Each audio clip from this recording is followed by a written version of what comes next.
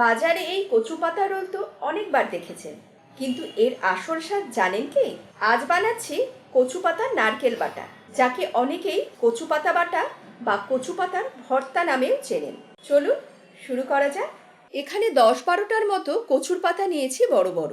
কচুর পাতার মাঝে যে মোটা মূল ডাঁটিটা রয়েছে সেটাকে ফেলে দিয়ে কুচি কুচি করে নিতে হবে সম্পূর্ণ পাতাটাকে। কুচি করা হয়ে গেলে 4-5 বার ভালো করে জল দিয়ে ধুয়ে নেব। এরপর বেশ খানিকটা জল, সামান্য হলুদ আর লবণ দিয়ে কচুর পাতাগুলোকে 5 থেকে 7 মিনিট সেদ্ধ করে নেব। এইভাবে করলে গলা চুলকানোর সম্ভাবনা অনেকাংশে কমে যাবে। সেদ্ধ হয়ে গেলে সম্পূর্ণ জলটা ঝরিয়ে ঠান্ডা করে নেব।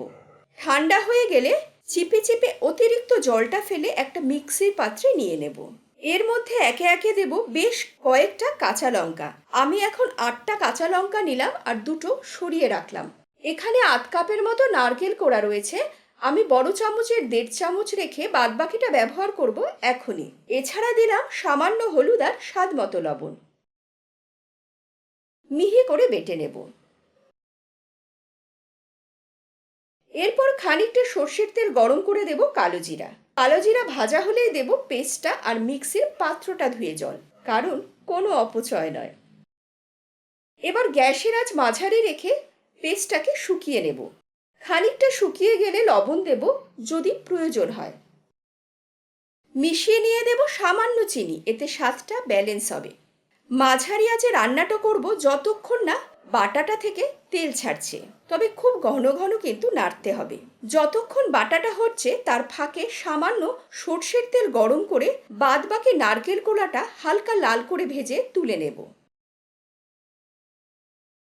তেল ছেড়ে দিয়েছে, দিয়ে দিলাম ভাজা নারকেল কোড়া। এবার মিশিয়ে নিয়ে গ্যাসের আঁচ বন্ধ করে দেব। যে 2টো কাঁচা লঙ্কা রেখেছিলাম সেটা কুচি করে, আর দেব 1 চামচের মতো কাঁচা সর্ষের তেল। এবার একটু মিশিয়ে নিয়ে ঢাকা দিয়ে রাখবো 10 মিনিট। গ্যাসের আঁচ কিন্তু আগেই বন্ধ করে দিয়েছি। 10 মিনিট পর পরিবেশন করো গরম গরম ধোয়া ওঠা ভাতের সাথে। তাহলে চলি আজকে, কেমন লাগলো অবশ্যই জানাবেন। সকলে ভালো থাকবেন, সুস্থ থাকবেন। শুভরাত্রি।